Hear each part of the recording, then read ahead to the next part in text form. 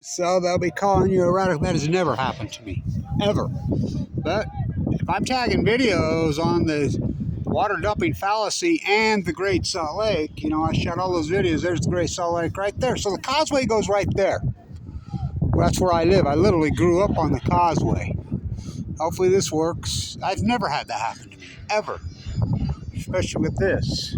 So it's being reported that all the ducks and geese, now the ducks and goose hunt opens this weekend, and they hunt them pretty well all year round. I mean, they hunt them clear to February. It's outrageous. When I was a kid, very well managed. I hunted them, a couple months a year. So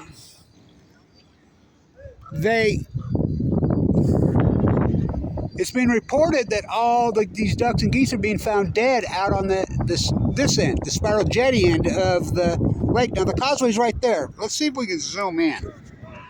Remember all those great videos I did right here of the dust plume in 2013, 14, 15? Johnny come lately, there's our new kid. Right there, as you can see where those buildings are, that's the little mound. That's where the causeway goes across the lake. So I grew up there. That's where I grew up. I still live up there. So, my whole life. And so, we're arguing. By splitting that off, it's completely a different color. That's what turned Smithson on the Jepson, was the color. Because they had it sealed off, because it was a wood causeway for years. I mean, it was incredible. By the way, the guy with the tugboat on the wood causeway, right at the end, drowned. I have a vase made out of it, that incredible old growth forest, so they put a ballast one. They haul loads out there literally every day on this side. The mountain out there, at Promontory, the hog ups, has been basically just ripped apart and gone because they dump so much. They dump ballast every day to support that causeway. So a few years ago, we got it breached. It was a major accomplishment for the environmentalist community because it stops the natural flow. And what happens on the natural flow? Then the pseudoknots, non-genuine pseudo, builds up over on the other side, and it causes a nightmare. So we got it breached. Big deal. Big deal. So get this, Johnny come lately, he's Governor Cox. Oh God, don't even get me going, that guy. He decides that he's going to save the Salt Lake. Everybody's going to save the Great Salt Lake. They're too late. Only Mother Nature can save it. They decide last year that they're redamming the causeway. Now it's spilled over. We got so much snow. I mean, the football field, hell, we were down here.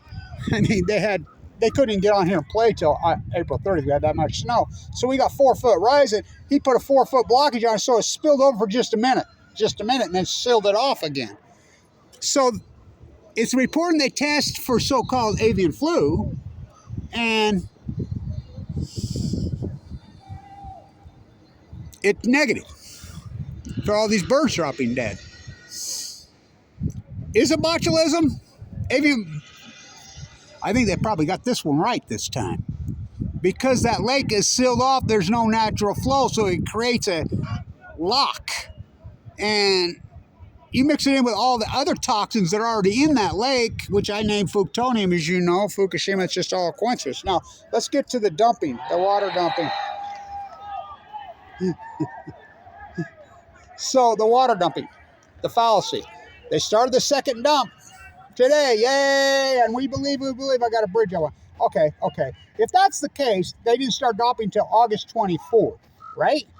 August 24th, 2023. How did 18,000 becquerels of cesium 137 get into the fish in Fukushima Harbor in May? That's 180 times over the safe radiation limits. Oh, that talk about incredibly beyond toxic. Breaking news, fish swim. Breaking news, yarn. Okay. How did it get into 40 kilometers off the coast inside the current in the fish? Widely reported 1,400 becquerels in January of 2022. How in 2011, 40 kilometers off, 300 meters down into the water column, and Japanese current runs into the California? How did that get in there? How did that get in there? 1,000 times about, and I presented the evidence over and over and over. So we're going to believe. Let's play pretend, kiddies. Let's play Santa Claus. Let's play Easter Bunny. Let's play, let's dress up and play pretend. Okay, kiddies? Grown people. Scientists are mystified. They're about. Now, I've proven what I do has proven it. My work has absolutely proven it. I just found this little guy. You're looking a little mutated. What are we going to name him? Fuku and Fufu are in the car. I mean, Fuku and Coco. You're looking a little mutated. You're a shark. You have 18,000 becquerels of cesium-137 only comes from an exchange. I've never had that happen to me.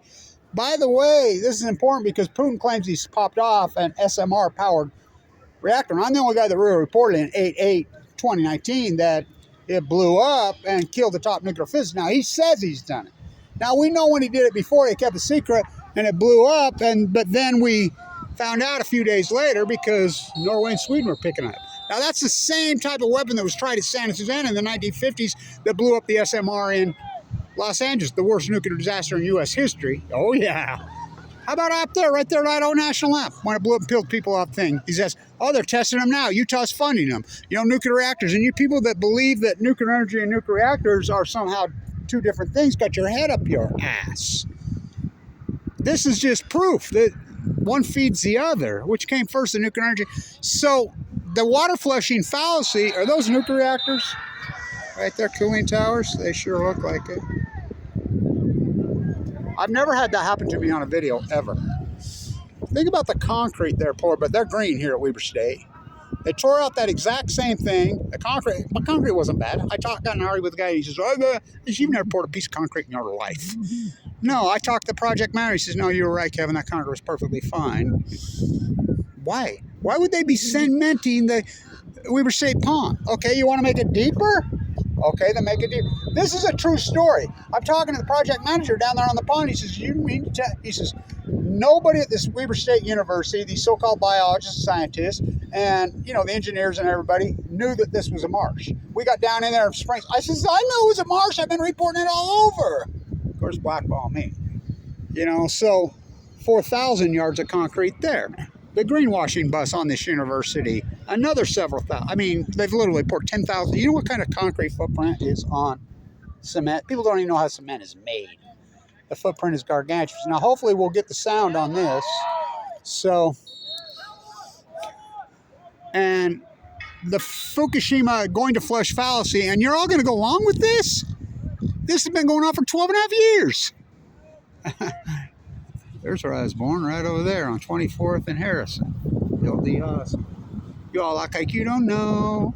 I mean, it blows my mind. Are you going to fall for this? Oh, second round, we caught all the water. Are you kidding me? You know how much it rains there, the typhoons that hit? This has been 12 and a half years. You know what kind of rainstorms hit there? At Fukushima, Japan, wash over there? And I want to ask you, okay, if that's the case, where's the course? Where's the course? This has never happened in humankind before. But yes, you got Chernobyl's one reactor, graphite reactor, that brand new, had no spent fuel pools. This is at least 3 core fault downs, mostly likely 4. We've never gotten to the cores. They've sent robot after robot. Leslie Stahl, Lake Barrett? You mean, and that's another thing. Everybody thinks that this is Japan running the show. Come on, the United States runs Japan. They're the 51st state. You forget Yalta by the Sea? Please. So, they cut all the water? Are you kidding me? That's impossible. It's absolutely impossible. Well, this is like going to the moon fixing this Leslie Stahl to Lake Barrett. Took 60 minutes, 2,888 days to take a good lunch in 1 hour. It's a full-blown out meltdown. I'm the only person on Earth that stayed with this and said these are full-blown out freaking nuclear meltdowns. That's the building I did my biology background in when I was a kid. The professors there were the best, man. The Lund Lecture Hall. I mean, I did a BIS. I was a biologist, finance, and fine art. I mean, I remember I had a professor that spent an entire semester just on the Spanish wall. And boy, did he wake me up on biological weapon testing and whatever. And I was always 16 years old. So, what's happened? I'm a butcher. What's a cow? I'm a bear. Oh, it's like this professor here is. I'm the greatest. I talked to him. You're from London, dude. Yeah, I grew up on. You're getting involved with the Great Salt Lake now. It's been going dry since 2012. Oh no, it ain't. So I showed him my spiral jetty video. He's like, oh, and he shut right the fuck up. You know, Johnny come lately. There's a new kid. I don't want to fucking hear it. And so. They're dumping, and it's all fine, and you're going to go. They haven't reported Fukushima for 12 and a half years. I'm the only person on Earth that even said it was even one full-blown out nuclear. The half nukers, they paraded them out, whatever. Helen said it was Japan was tidy. People cleaned it up. Gundershield said it was a hydrogen blast for 7 years. Buzzy said the Pacific Ocean. Well, they all branded themselves in history. So the Great Salt Lake, all the birds washing up dead. Remember when the eagles were washing up dead? It was coming up staggering. I interviewed what's-her-names over there at the Rescue Foundation. And then they said, oh, it's from eating the grebes. And the grebes, that's the loons. That's probably the oldest species in Utah. Beautiful, you know, the diving dogs. They were all washed up dead. This is post-Fukushima 2012, 2013. And then they're like, okay, I said, if that's the case, and then they blame it on West Nile. So I got a hold of the people that you know, the West Nile people, and they're like, no. You know, you're going to, look, I don't do coincidence. I don't do, you know, the dead tide pools at your feet. We have enough data now. We have all the data. We have all the data. We have 12 years, Kevin Blanch's hypothesis. First up, you do the field work. Starfish are going to go first. It's going to cause a heat dome over the western United States. Did it cause heat? You can draw back I'm the guy that named the drought, the Great Western North American Heat Dome. I'm the guy that named it in 2011 before it happened, as it happened. It's like the tide pool video. My tide pool video, or excuse me, my spiral jetty proves that the Great Salt Lake was at perfectly normal levels in 2012. This acute catastrophe. So we have the data now. We have all the salmon data. Why the salmon data? Because still had to go to sea 1 to 2 years immediately. So I says, will you believe me when the Chinook collapsed in 2016? Yeah, but that ain't going to happen. Record numbers, 2010, 11, 12, 13. I mean, and this is just by number, not by volume. They're all skinny stuff. They fell off a cliff. We call that an outlier in science, statistical probability. We have enough data. You can go all the way from the Kenine, all the way down to the Jedediah Smith has no dams. You know what the Kenine had for this year? For the year, with no fishing, with no netting, 1,970. Not a day, for the year. It just went off a cliff. In science, we run regressionary models. We call that an outlier. It's unarguable fact. Now, unarguable fact.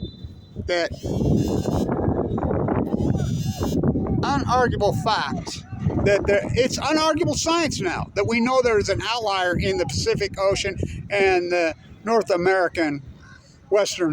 Western North American ecology, some kind of radical outline. It's unarguable in the Pacific Ocean that there's a mega outlier happen. It's unarguable. The bias is out. We have enough data. You can plug it in. We know that happened in 2011. We know the heat bubble over the western United States was shifted up over Canada. It started in 2011. We know the tide pool collapse started in 2011. We know factually the whale collapse started in 2011. We know factually the salmon acute radical collapse in 2011 still heading. And Chinook in 2016 when they go to sea for 5 years. It's unarguable that we know there's an outlier. So we have to find the culprit now. Was there a meteor hit Earth in 2011? Was there 1,000 Exxon Valdez oil disasters in 2011? Oh, 3 full core. Never happened at Chernobyl. 1 partial graphite melt. There's 780,000 men entombed. Had no spent fuel pools. We know the biggest load of spent fuel maybe on Earth was at Fukushima, Japan. I've written about it and talked about it for decades, and including MOX fuel, which is against full there. And you're telling me there's no byproduct for that? And you're telling me they caught all the water, put these the Tower of Babel on Balco on chemo. So, you know, so stay in tune. I'm sorry for that one without the thing, but hunt them all year. The migratory birds have collapsed and they're all coming up. My uncle Jack was the lead biologist at the Bear River Bird Refuge, Brigham City, Utah. He lived. He's my uncle. I remember my 4th grade history book in Utah had a picture of him drawing blood from a duck. Do I think this is botulism? They already ruled out the bird flu. They ruled it out. I think yeah, but what's causing that? Pseudoknots. The place is toxic, so just keep hunting them, you know, and you're supposed to eat them if you kill them here in Utah. They don't freaking do that. So, all right, stay in tune. Sorry about that last video, but I mean, here we go again, and we're going to go into now. Scientists are mystified, they're baffled, they're curious, they're stumped, they're alarmed, they're bewildered. I mean, it's outrageous. I mean, it's absolutely outrageous that you think that they go 12.5 years without reporting this, and I report this every single day. Do the field work on the tide pool. I'm the guy that proved it. Do the salmon work. Do all this hardcore documentation. First you hypothesize, then you do the field work. Then you against this tsunami. Look what I'm up against. Well, I mean, And while in critical, I've had open heart surgery twice, you know, fighting them, including this year. You know, I mean, what a battle. What a view. Stay tuned.